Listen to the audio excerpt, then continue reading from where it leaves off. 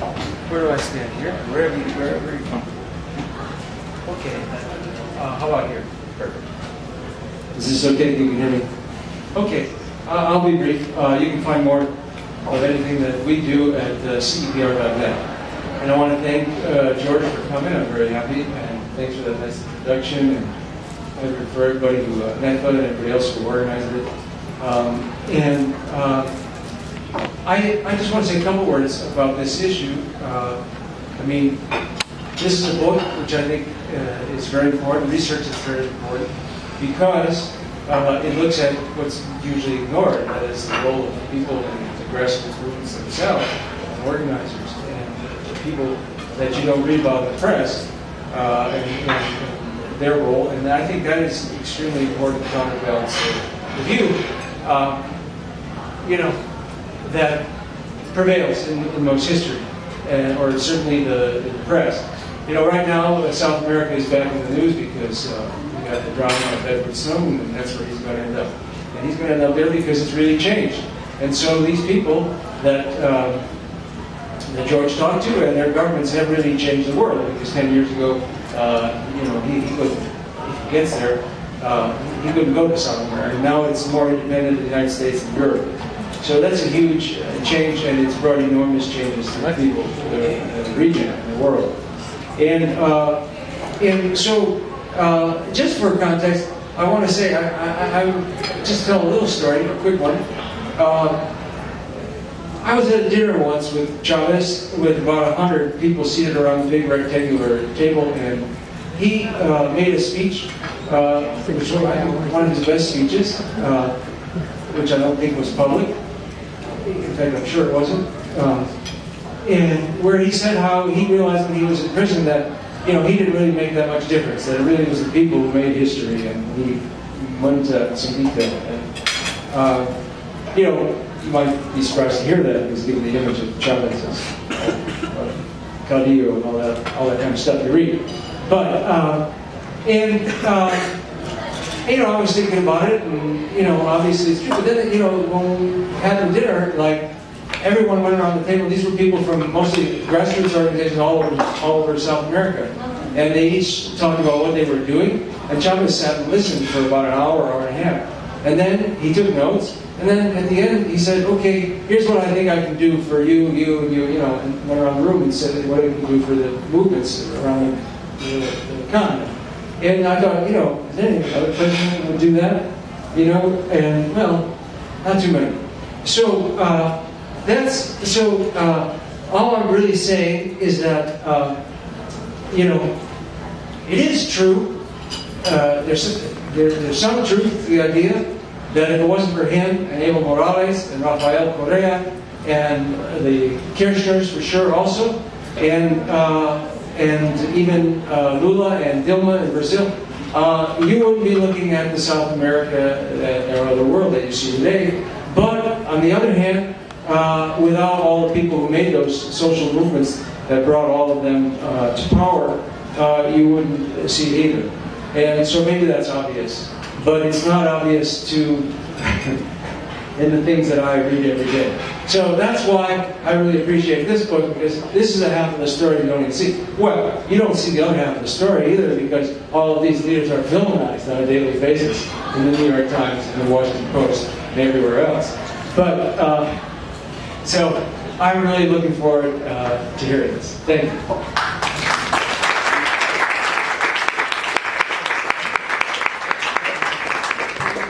Okay, now it is my pleasure to welcome our featured speaker tonight.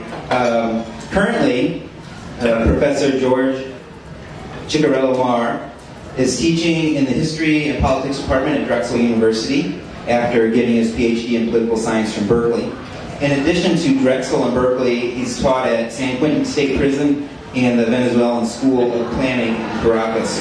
As a journalist, he's contributed to Counterpunch and Venezuela Analysis, ZNet, Alternet, among others. He's also contributed to NPR, Al Jazeera, CNN, and more as a commentator. We Created Chavez is his first book, so we're very proud to have George Ciccariello-Maher on the Busboys stage.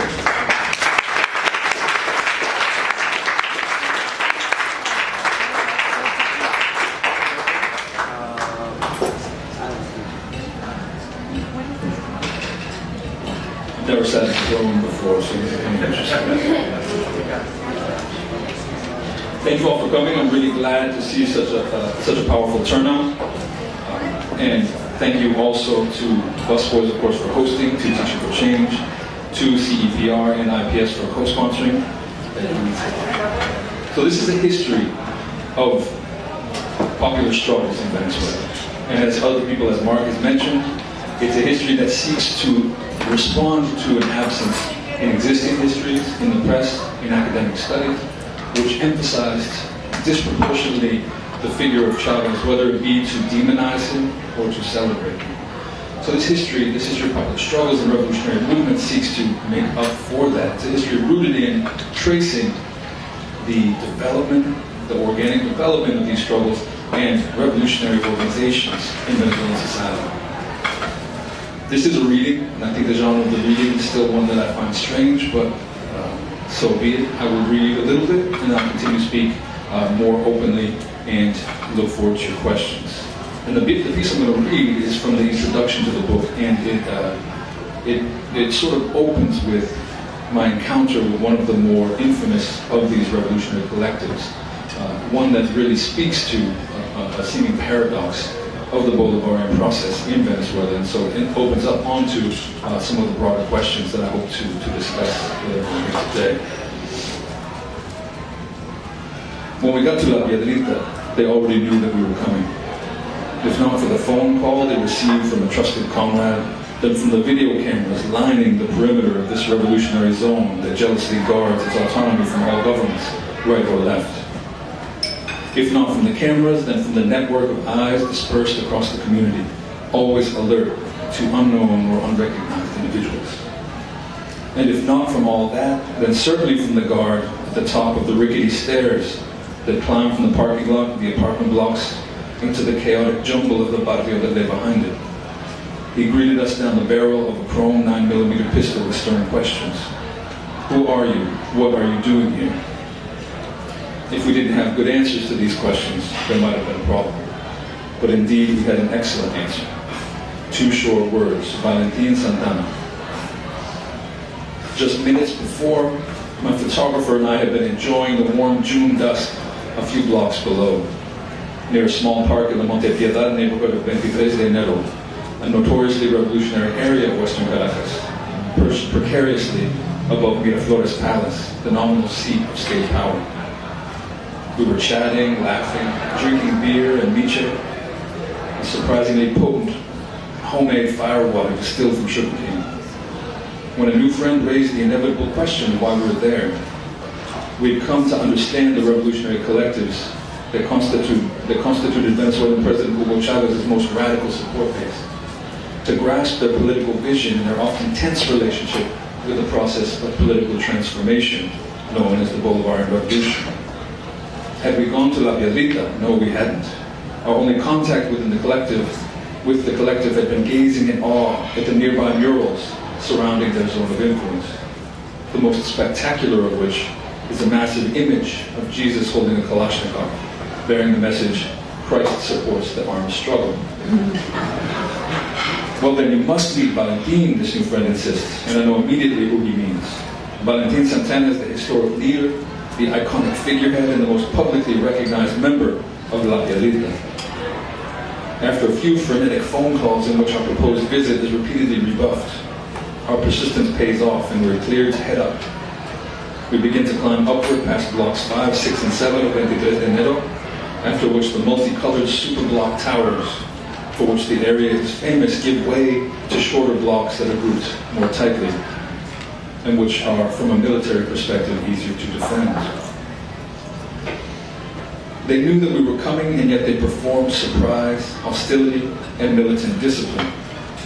Here, a gun pointed at my chest, I can't help but feel like a young Herbert Matthews in the Cuban Sierra Maestra. Matthews, so the story mistakenly goes, was duped by Cuban guerrilla commander Fidel Castro, who in 1957 allegedly marched a small number of troops in circles past the New York Times journalist to exaggerate the strength of his forces. Although this description of events has been since discredited, Matthews' name has become synonymous with journalistic naivete. This lesson notwithstanding, power of guerrilla theater has not waned, with revolutionary movements from the Sandinistas to the Zapatistas and beyond, increasingly fighting their battles in the media, and the reactionary forces arrayed against them doing the same. But as I sit here witnessing a similar display, it dawns on me that there's little disconnect here between image and reality. That managing appearances is the performative equivalent to managing that reality. La Piedrita's show of force itself requires the same sort of autonomous local control that it seeks to perform. The image is the reality, and that reality is of radical autonomy from the Venezuelan state. This autonomy is not limited to the revolutionary context of contemporary Venezuela. La Piedrita has been fighting for more than 25 years. Like many of the collectives dotting the revolutionary landscape of Western Caracas, La Piedrita emerged as a spontaneous community response to the scourge of narco-trafficking. As young revolutionaries imbued with the history and ideology of struggles past, confronted both the drug trade and the violently corrupt state and police that facilitated it. The collective's beginnings were modest, with a single member, Santana himself, devoted to what he calls trabajo de hormiga, hand work. This same spirit of humility was reflected in their chosen name, which refers to a pebble, little more than a mild nuisance. But La Piedrita would soon be more than a nuisance to the local malandros or delinquents and police alike, stamping out the drug trade entirely and effectively forcing the police out of their community. Today, La Piedrita's autonomous status is best expressed by the large hand-painted sign that greets all visitors. Here, La Piedrita gives the orders and the government obeys. This is no exaggeration. The Chavez government once sent a captain of the military reserves into the zone, who was immediately taken into custody by the collective. When the official protested, explaining that he was merely there to scope out a possible escape route for the president in the event of a repeat of the 2002 coup in which Chavez was briefly overthrown. The response from the La Piedrita collective was unambiguous. The government does not tell us anything, it must ask. As I await Santana's arrival for my interview, the air in his corner of 23 de Enero is thick with tension. After a pipe bomb exploded prematurely outside of the offices of the radically anti-Chavista Chamber of Commerce, Fede Cámaras, government forces determined that a militant who was accidentally killed called this area home. Although Fede Cámaras is widely loathed among Chavistas for participating in the 2002 coup, planting pipe bombs was certainly beyond the pale. For the first time in years, ever since these young militias had reached a sort of détente with the central state, police entered the area. For many, including Valentin Santana, this unwelcome incursion was an open attack on their tradition of local autonomy, and they responded by making that autonomy perfectly clear, with a multitude of local collectives engaged in what they called an armed blockade of 23 de Enero, appearing publicly in ski masks and arms to the teeth to shut down the community with burning tires and barricades as a sharp warning to the government. Chavez issued a stern rebuke on his television program, Allo Presidente, insisting that these people don't look like revolutionaries to me, they look like terrorists, and even suggesting that they had become the infiltrated tools of the CIA. Now, sitting on a crumbling wall across from us, Santana scoffs at the suggestion that La Piedrita might even be inadvertently serving the interests of the imperial enemy. Instead, he catalogs the collective's impressive achievements. After the drug trade and the violence associated with it were stamped out, they turned to eliminating even private drug abuse and alcoholism, and were now poised to confront domestic violence.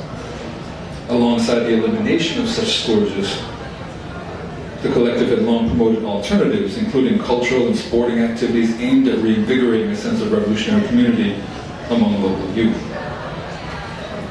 Later that same month, we were invited to ride along with these revolutionary collectives as the extreme left of the Chavista bloc made its displeasure clear. But tensions would only increase. In the year that followed, members of La Piedrita declared several opposition leaders, anti-Chavista opposition leaders, military targets. They attacked the opposition television station Global Vision with tear gas, and Santana even publicly threatened the life of Marcel Granier, the head of another major opposition TV network. In response, Chavez again called them terrorists and issued an arrest warrant for Santana himself. As a result of such conflicts, it might not be surprising to find critiques of Chavez and Chavismo on the far left. After all, these revolutionary militants now confront a Venezuelan state that, with its bloated bureaucracy, its sordid corruption, its violent police, and its chaotic prisons, looks much like the state that had been killing and torturing them for decades. In preparation for this caravan of militias, a young woman wanders through the crowd offering to paint revolutionary slogans on car windshields. When one angry militant insisted, only half seriously, that she adorned his windshield with the phrase, "Death to Chavez," she gasped audibly.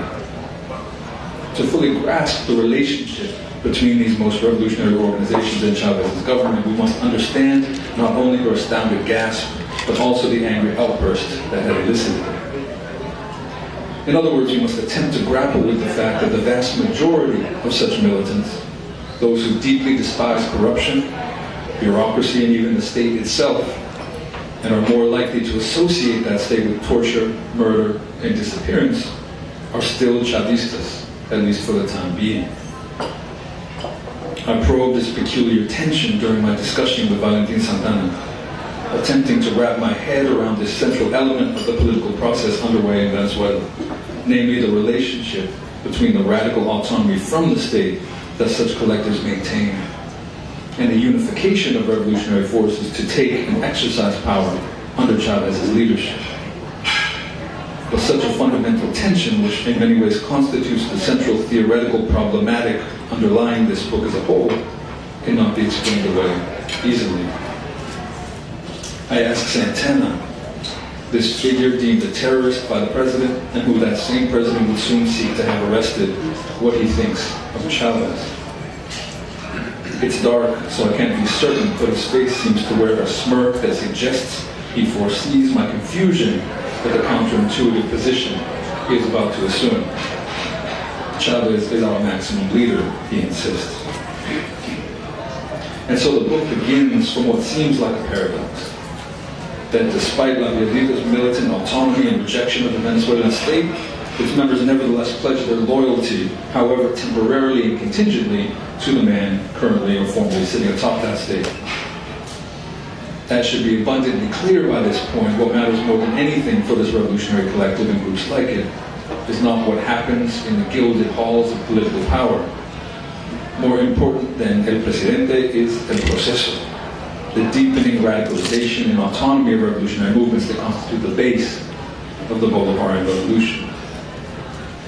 But this is not to say that all that rests atop this base is mere superstructure, that the realm of official politics is completely inconsequential, that the state itself does not enjoy a degree of autonomy. Rather, as La Piedrita's seemingly paradoxical fidelity to Chavez illustrates, there instead exists a complex and dynamic interplay and mutual determination between the two movements and the state, the people, and Chavez. My starting point for the book is therefore not the one we most commonly associate with contemporary Venezuela, as Mark mentioned. It is not the story of an evil and all-powerful would-be dictator centralizing all power in his own hands. Nor is it the tragic account of a well-meaning populace led astray by the inherent corruption of power. On the contrary, it's not the story of a great leader blazing a shining path and dragging the people, naive and pliant, in his turbulent wake. It's not, in other words, any of the many stories that we hear about Hugo Chavez, but that's simply because it's not a story about Chavez at all. Although Chavez was undeniably important, and continues to be undeniably important, this book sets out from the insistence that the Bolivarian Revolution is not and was not fundamentally about Hugo Chavez. He was not the center, not the driving force, not the individual revolutionary genius on whom the process as a whole relied, or in whom it found its quasi-divine inspiration. To paraphrase the great Trinidadian theorist and historian C.L.R. James, Chavez, like the Haitian revolutionary Toussaint Louverture, did not make the revolution. It was the revolution that made Chavez. Or as a Venezuelan organizer told me, Chavez didn't create the movements. We created him. We created Chavez. And so this is a book, this is a history that sets out from what is in many ways a fundamental problematic of political power. In other words, what is to be the relationship between the people, it's a people's history, and the state, the from below and the from above, or what I call in the book, constituent power from below and the constituted power of the state from above. To do so historically in the Venezuelan context requires that we displace some of the fundamental moments, or what we take to be the fundamental moments of recent Venezuelan history, namely 1992 and 1998, where Chavez first attempted a coup and failed, and then later was elected. Or to put it in these terms, the moments in which he tried first by the bullet and then by the ballot to seize power from above. We must instead displace those moments and focus on different events, moving further back in some ways to begin. Most specifically, we'll talk about 1989, a massive rebellion called the Caracazo, which in many ways constitutes in the short term the inaugural moment of this process, although that will begin further back. And speaking in terms of moments in which this constituent power reveals itself, we'll also talk about 2002, this coup against Chavez, which was reversed by the will of the people struggling in the streets. But to begin, we need to go even further back to 1989, much further back.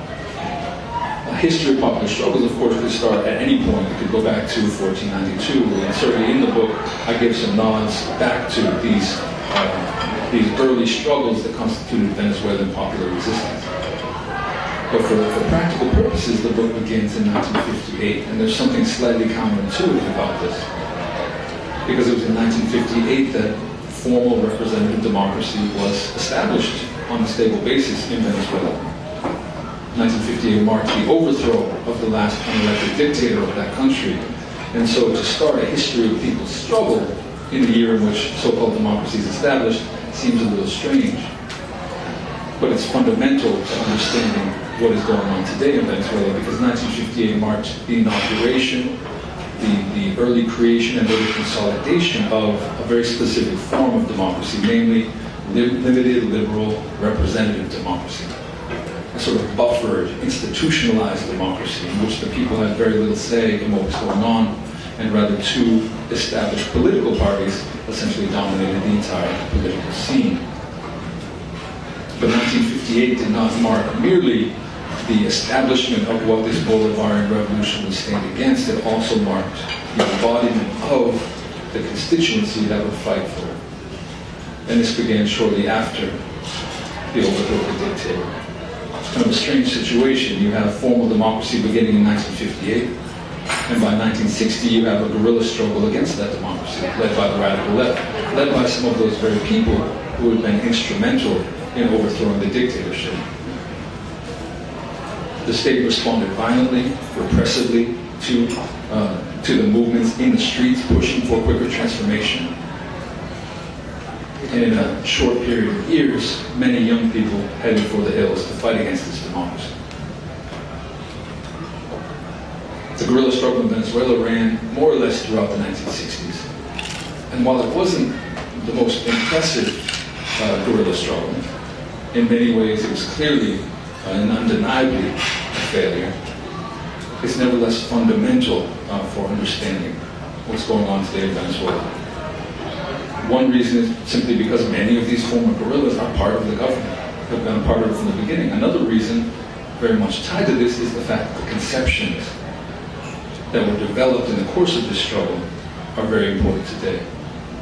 And I even go so far as to argue that it's in the failure of the guerrilla struggle that the most important lessons for the present are learned.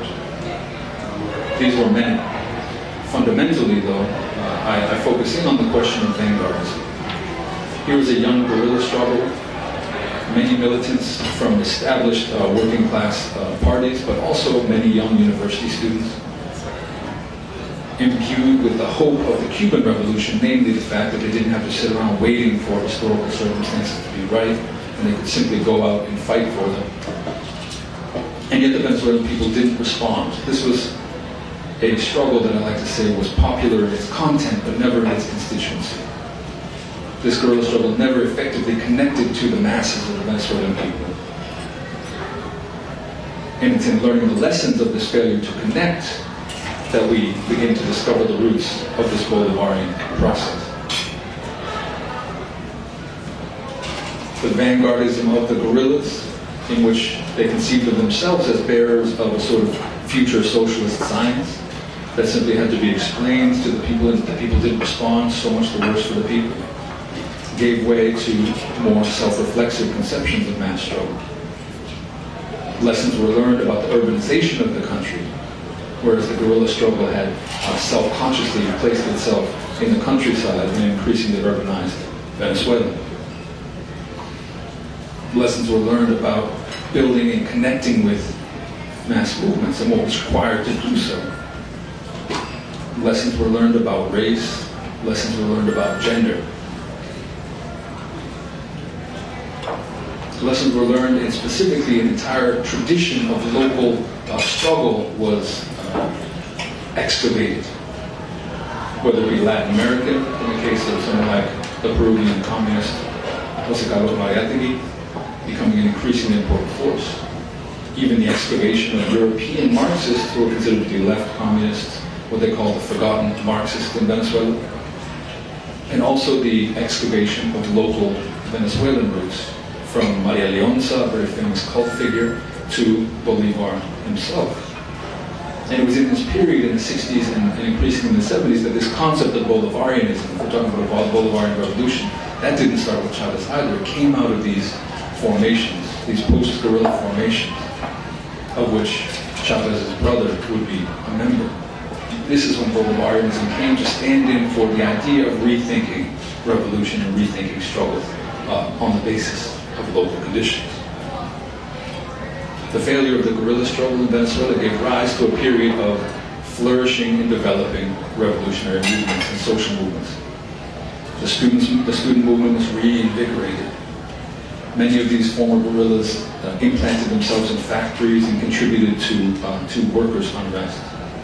The women's movement began to develop and gain legs, as did Afro and indigenous movements. And one of the fundamental lessons learned by these movements was what I call sort of combative dialectic of autonomy that occurred within the guerrilla struggle. Namely, this was especially recounted to me by female guerrillas and by Afro guerrillas. This wasn't about waiting around for the black struggle to be taken seriously by guerrillas, but of forcing it by coñazos, as they put it, through blows, forcing it to be taken seriously by the other guerrilla struggles, while nevertheless refusing to break entirely with the aspiration of transformation, of transforming the entire society. And this is something that plays out very much to talk about the unification of Chavismo.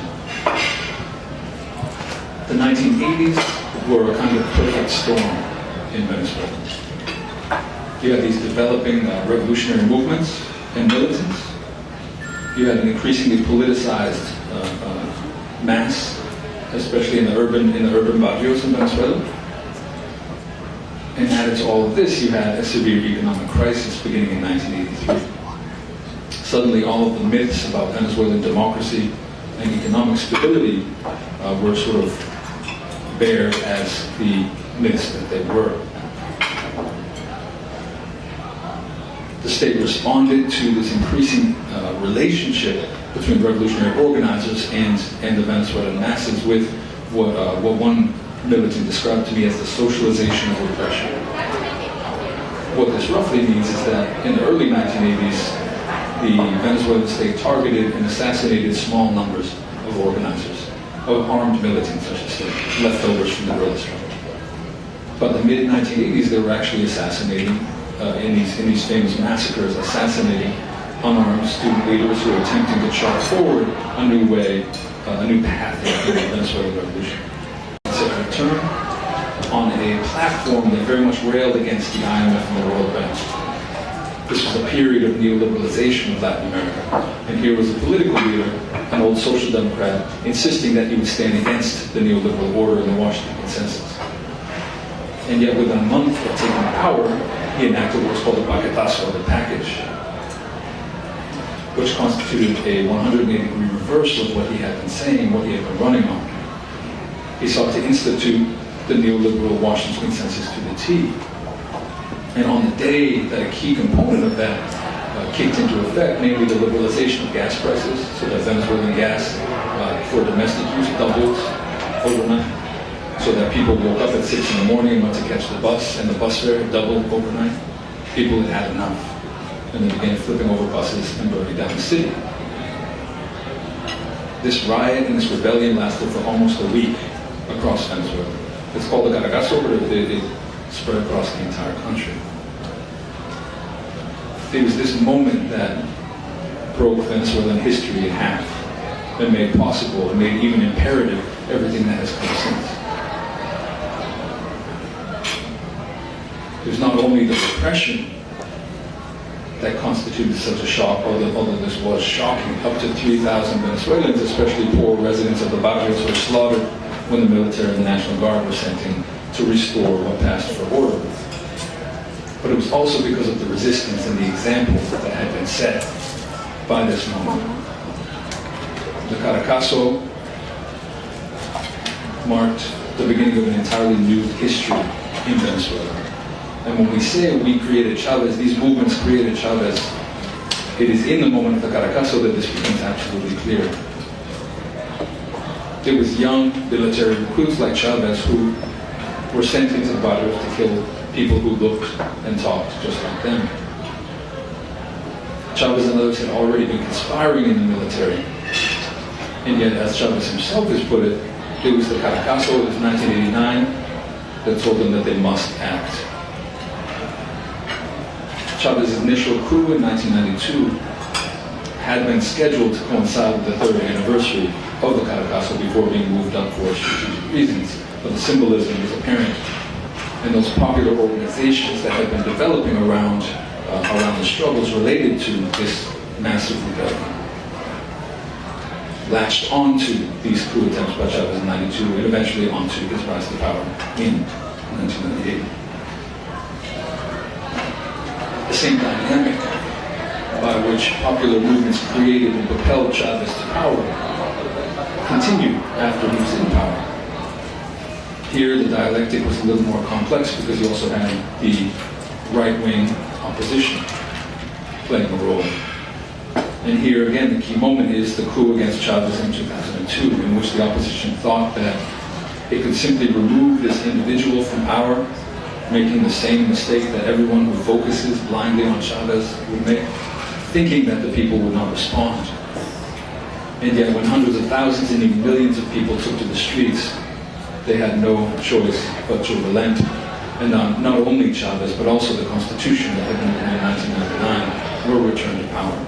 2002 stands on par with 1989 as what I call a constituent moment, a moment of radical rupture, in which the real basis of power in society is revealed for all to see.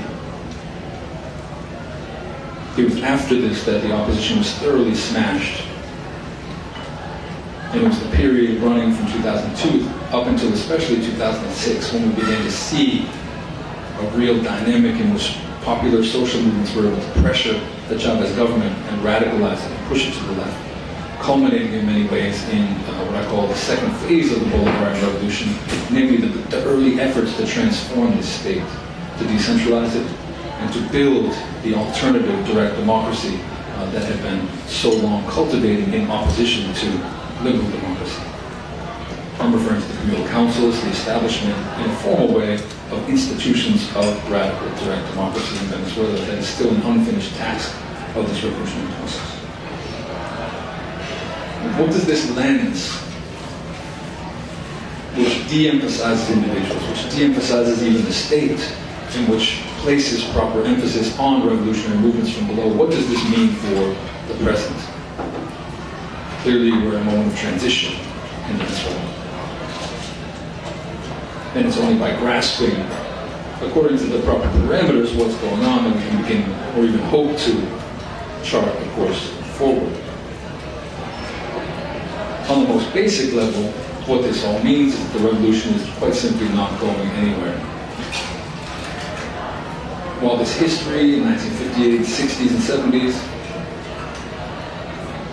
was a much smaller history numerically, a handful of militants here and there, today we have a situation in which hundreds of thousands of Venezuelans are organized into revolutionary organizations. Millions are more conscious of their role as protagonists in history than they have been before. To think that the disappearance of Chavez would eliminate this process is foolish. Secondly, and speaking more toward this question of what the aspirations of this revolutionary process are, it's important to emphasize against all the sort of media hysteria about Chavez, which speaks of centralization, which even speaks of dictatorship, that this is a process that aspires ultimately toward the transformation and even the dissolution of the state. This is a process which for many people is against the state, at least the state as it exists and has existed in Venezuela.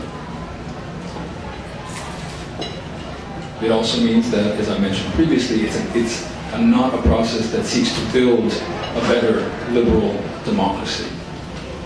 And so, when people get worried about about certain safeguards not being respected, when we hear organizations that are very much invested in a certain political perspective, like Human Rights Watch, denouncing what's going on in Venezuela, in many ways this is because they're speaking quite simply a different language. The Bolivarian Revolution has never sought to build a liberal democracy. It's seeking to build and establish a much more revolutionary form of direct and participatory democracy. And this is the situation that Nicolás Maduro has inherited after his election in April. A situation in which this mass of movements, of established revolutionaries, confronts the sort of bureaucratic apparatus of a Venezuelan state, confronts also an increasingly radicalized opposition, but also confronts the bureaucrats and the moderates within the Chavista bloc. This has severe implications for what the Bolivarian Revolution needs to do moving forward. And you already see, the beginnings of these tensions playing out in Venezuela. Nicolás Maduro cannot, with his personality, assuage the tensions within this bloc in the way that Chavez could have. And so people have been more sort of open already with their critiques. And there is, on the one hand, there's clearly a sector that thinks the best way to make up for a very close electoral victory in April is to move toward the center. To seek the soft center, to moderate, at least rhetorically, in an attempt to pacify the opposition. Some saw Nicolás Maduro going to meet with the head of Venezuela's largest food production corporation, Boral, as in some ways a pacifying measure, an attempt to pacify this opposition. On the other hand, you have these radicalized militants who get very frustrated by this, who have been very open and vocal in their opposition. Not only because these corporations stand with the Venezuelan right, but also because they're currently actively sabotaging society by withholding goods, by creating false scarcity, and by attempting to foment a crisis. But it also means that the most important opposition within the Venezuelan revolution is going to be within the Chavista bloc. There are those within Chavismo, and everybody knows this, that don't necessarily expect or want the process to move forward down a more radical path. And these are the sort of proximate enemies faced by the grassroots revolutionaries at the base of this process, the most hardline radical Chavistas.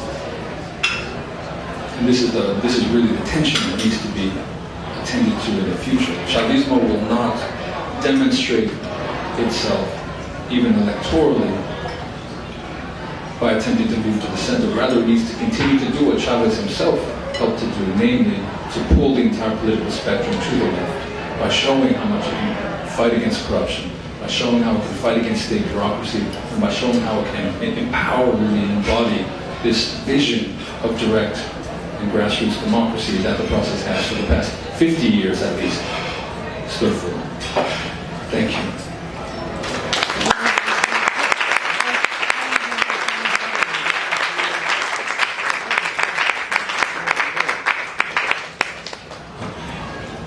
I'll bring the mic around for questions. If you could please wait for the microphone before asking a question, and keep your questions in the form of a question.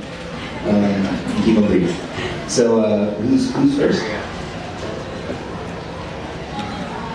Hi.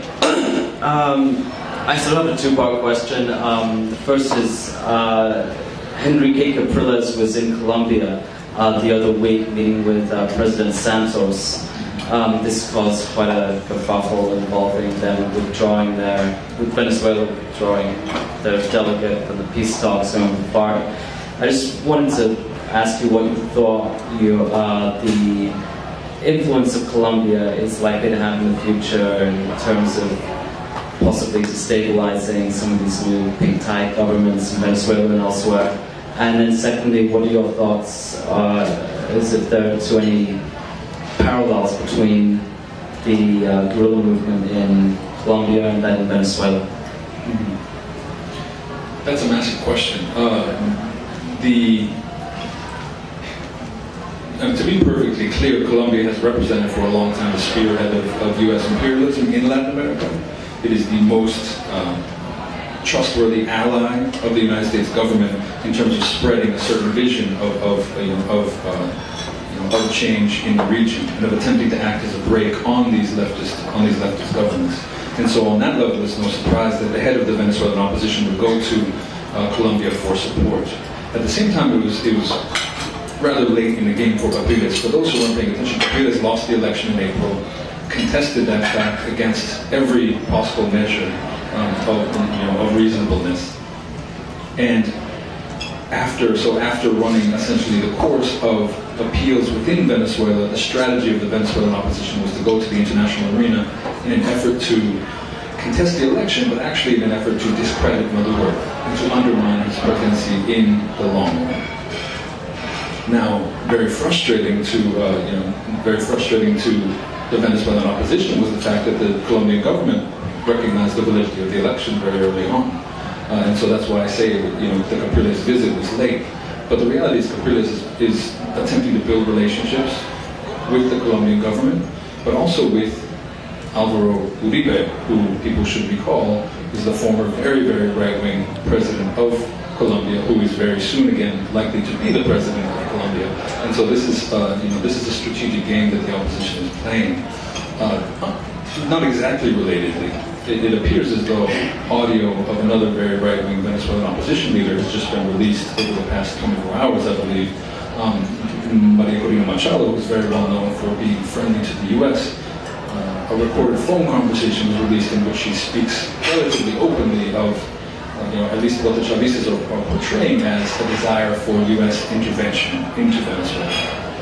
So this is really the very, very last resort of the Venezuelan opposition. What's interesting is that I was taken aback by the election on April 14th, by the fact that Maduro won by less than 2% of the vote. This was astonishing. And it spoke volumes of what had been going wrong, especially in the months leading up to that.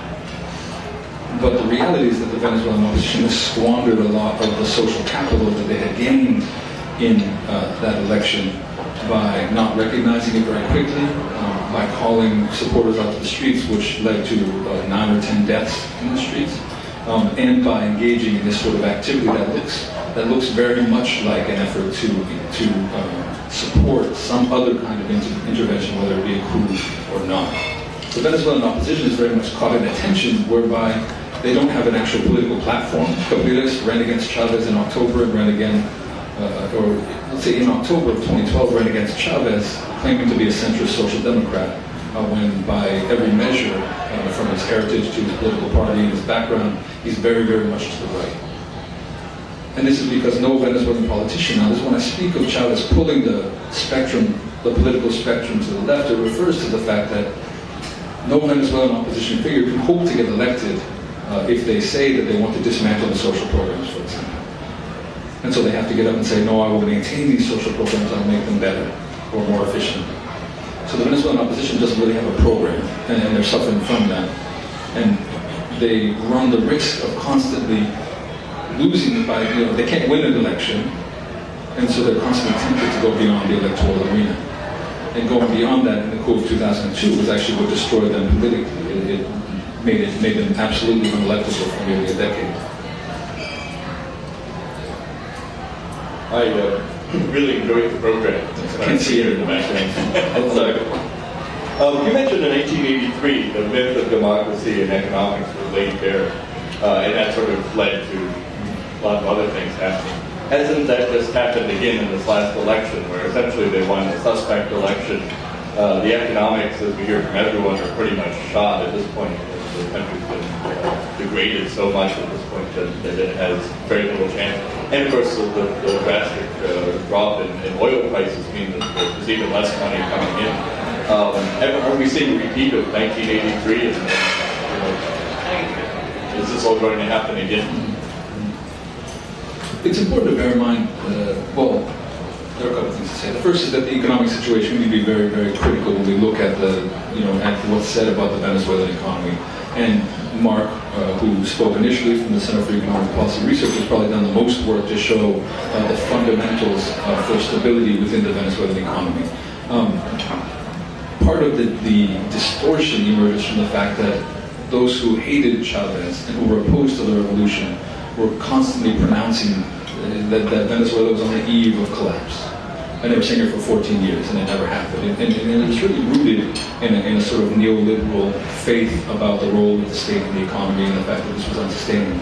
But the reality is it has proven sustainable, given certainly the oil prices, and that the oil prices themselves are the product of a political process which includes the support for OPEC, the establishment of a block of countries that are willing to maintain these prices. So this is very much determined politically. So I would say that we need to be critical on the one hand of the idea that there's an economic crisis in Venezuela, because there isn't. The crisis is largely manufactured. There are shortages. Why are there shortages? Because what happens when a government says, we want poor people to be able to afford meat, therefore we will reduce the legal price of meat to such and such a price. You cannot sell meat for above this price. What that means is that private capitalists, of course, say, well, I don't want to sell it for that price, so I'm just not going to sell it, or I'm going to sell it on the black market, or I'm going to try to export it illegally. And this is a lot of what we have going on, and it's assumed even more of a political tinge around the election, with private corporations literally withholding goods and refusing to sell them to create artificial shortages. And you have, that's actually a pattern if you go back, the shortages are most apparent around election time in Venezuela. And that speaks very much to the political manufacturing of the crisis. It's not to say there isn't, especially on the currency level, something that needs to be dealt with. And I think a lot of people look at Maduro's very narrow victory in April and say a lot of this had to do with, on the one hand, a badly timed devaluation of the currency, and also some basis for the shortages had to do with the government changing the rules for granting dollars to purchase imported goods. That made it very difficult, and some companies couldn't get access to it. So I think we need to be a little more critical. The Venezuelan economy is stable. It's actually weathered. I mean, if we're talking about economic crisis, it doesn't look anything like what has happened in this country since 2007. And the actual stability of the economy in terms of weathering that crisis has been much more sustained.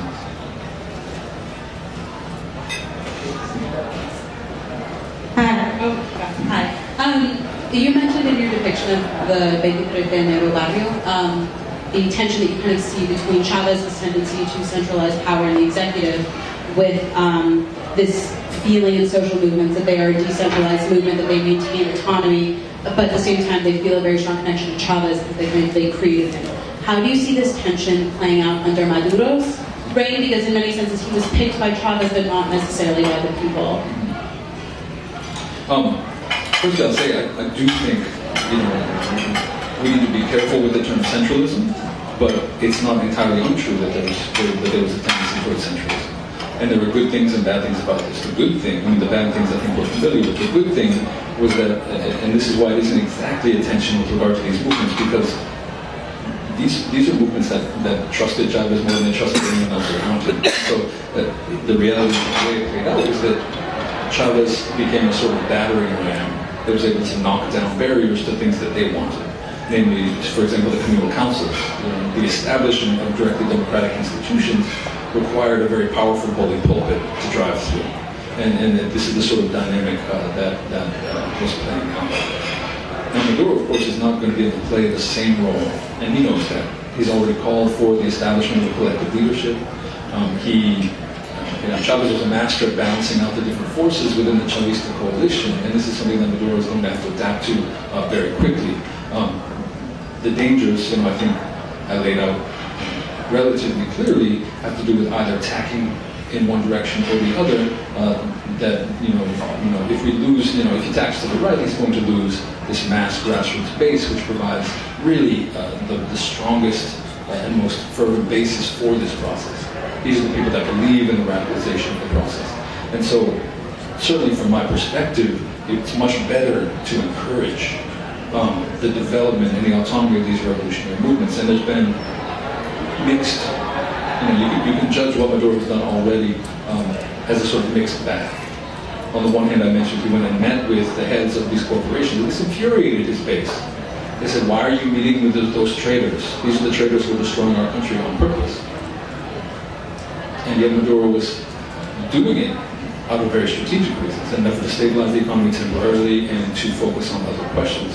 On the other hand, you have him naming, arresting some of the leadership of the state agency that inspects food sales and prices and imposes these prices for corruption and throwing them in jail, arresting several people several high-ranking officials on corruption charges, and then replacing the head of this agency with a very, very radical Chavista.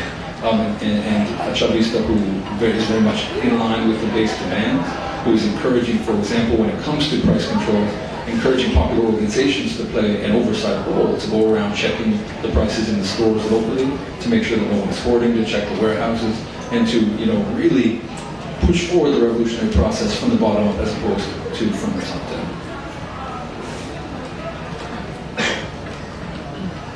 Hello, my name is Christian. I had a question as far about the revolutionary movement that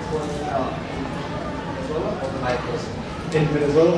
My question was, as this generation comes to age and eventually passes the mantle to the next generation, since the new generation of citizens of Venezuela don't have the personal experiences against with neoliberalism and with clashes with the military, how do you think the revolutionary movement is going to evolve the political scene in the next generation? That's a great question, and historical memory is in some ways a very fickle thing, right? When we talk about the centrality of 1989 as the source of everything that has come since, in part because of the mass slaughter of the poor in the barrios, in part because of the suffering that preceded it and indeed continued for a decade after, this is something that you're very right, the youth have not necessarily experienced. What have the youth, especially the youth in the barrios, have experienced growing up?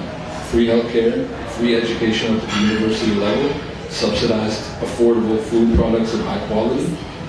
And I'll even hear sort of very, very revolutionary militants in Venezuela say, these kids just don't know what it's like, right?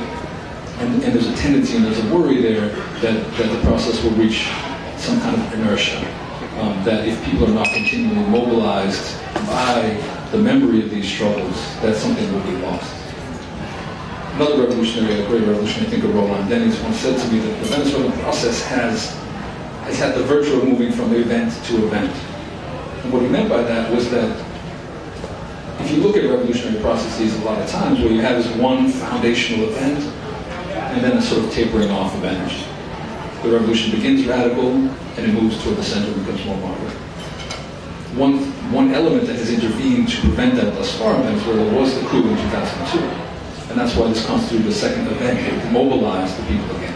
It re-energized people. It made very clear and very palpable the threat that the right wing posed.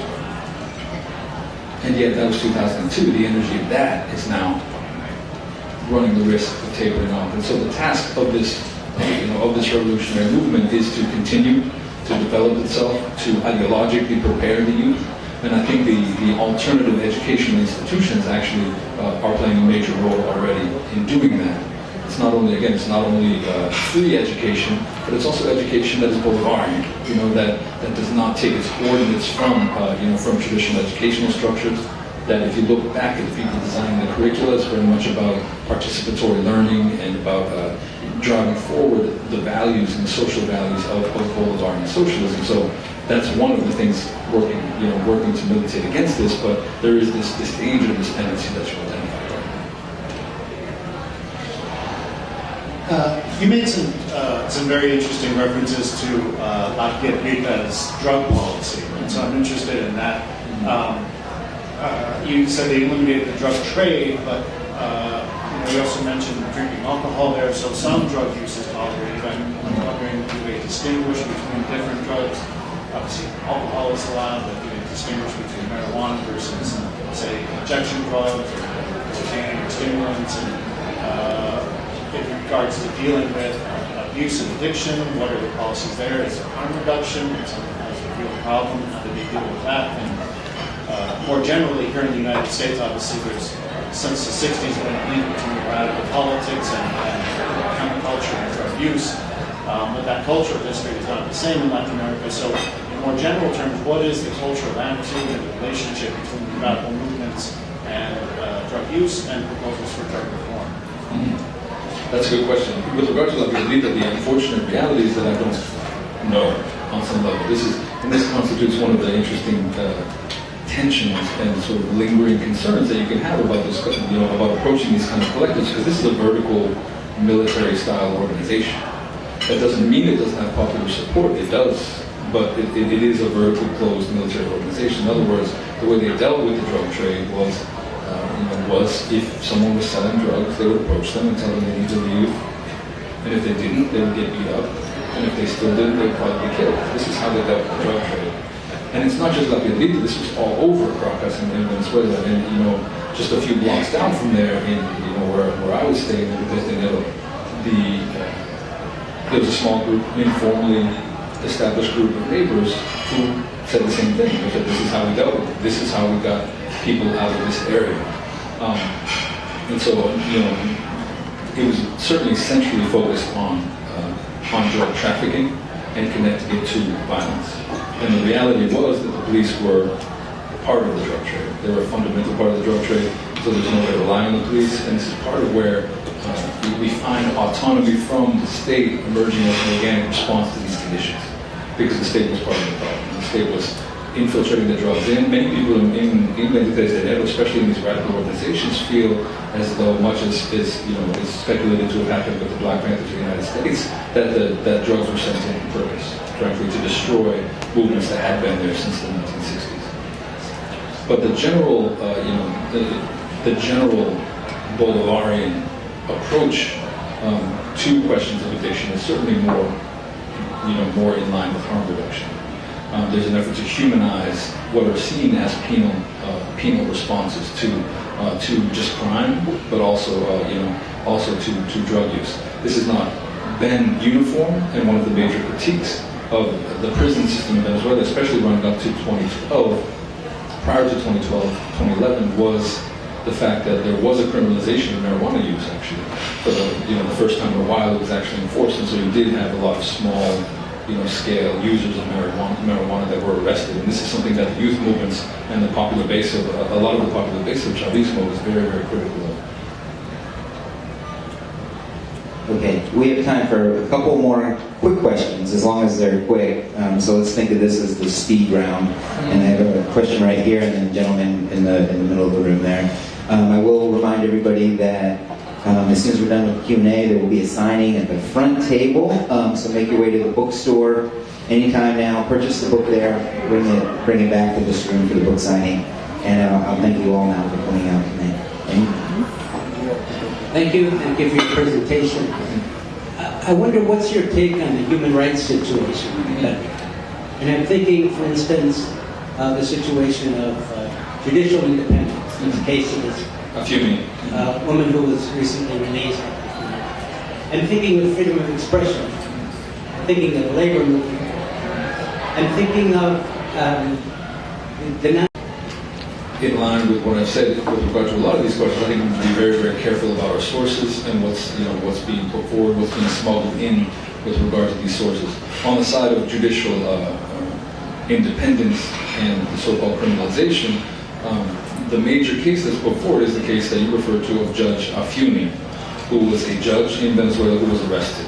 And this was seen as, and she was claimed by the Venezuelan opposition as a political prisoner.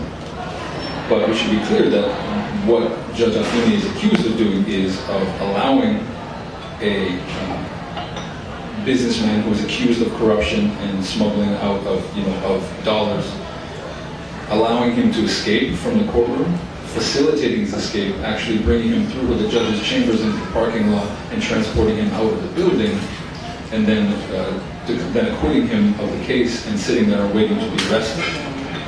And a couple of days later, this is where it got really controversial. She was arrested for corruption, for judicial corruption. A couple of days later, or the next day, Chavez was on TV and was speaking about the case, and he said, "No, I think she should be sent to jail for 30 years. I think we should take a strong stance against corruption." And so the press article said, Chavez orders the detention of a Venezuelan judge, which is kind of peculiar because the judge had already been arrested actually by officials for doing what she had done, and yet the fact that Chavez later referred to it made it a very politicized case. And so this has been one of the major cases that the opposition has used to claim that there are political prisoners in Venezuela.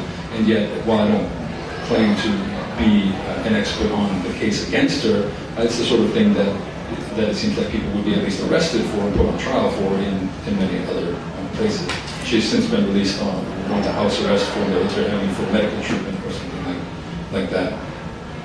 On the side of freedom of expression, you find a similar story. In the big case that people refer to was the opposition-aligned television station, Radio Caracas Television, RCTV, which lost its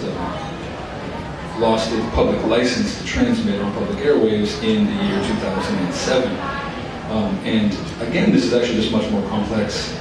We can ultimately decide that we like or don't like what happened, but we need to at least come to terms with the complexity of it, which is mainly that here was a private corporation that for decades had enjoyed the prime part of the public airwaves.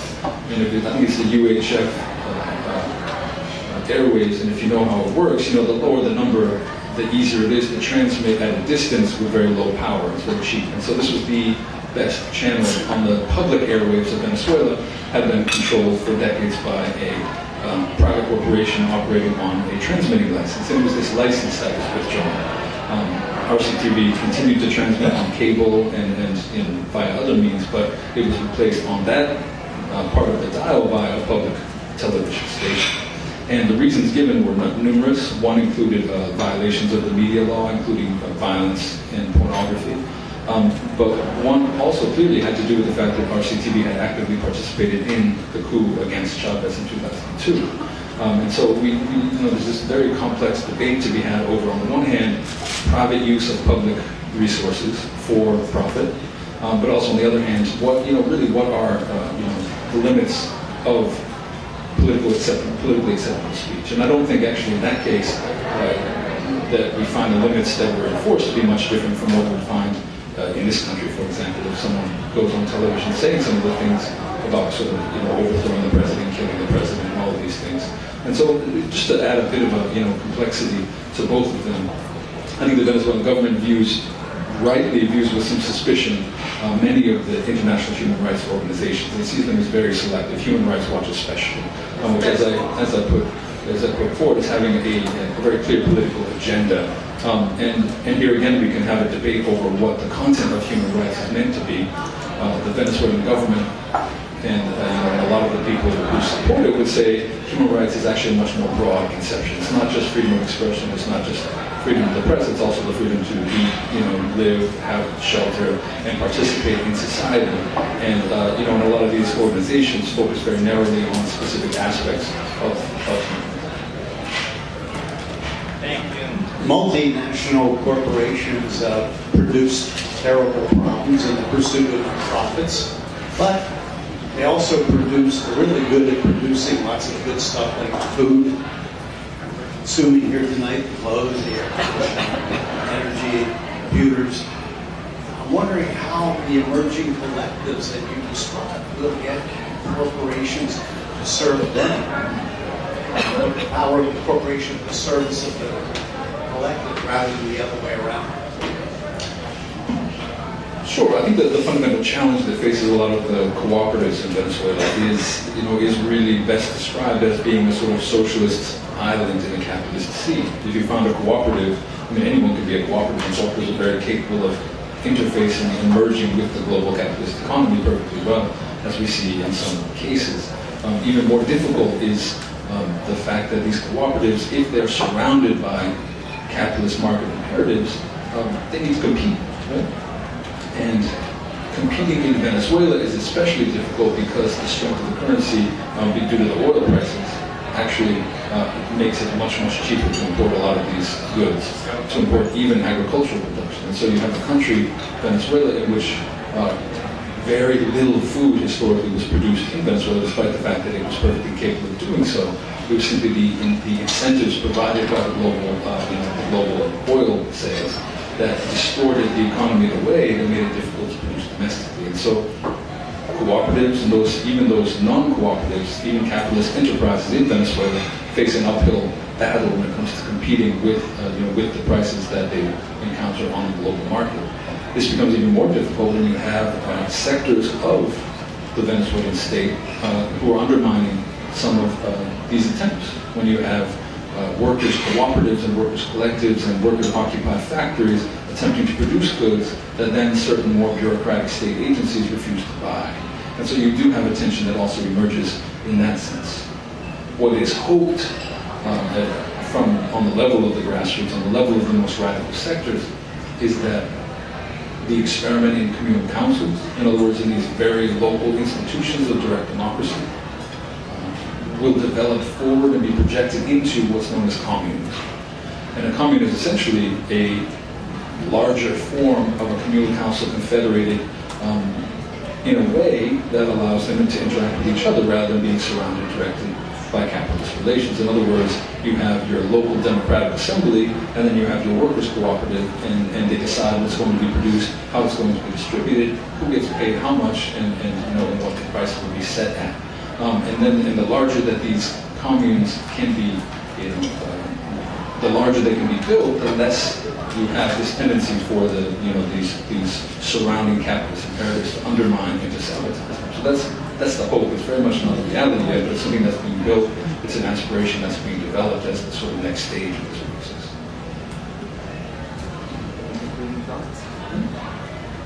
Thank you all so much. I really appreciate the opportunity.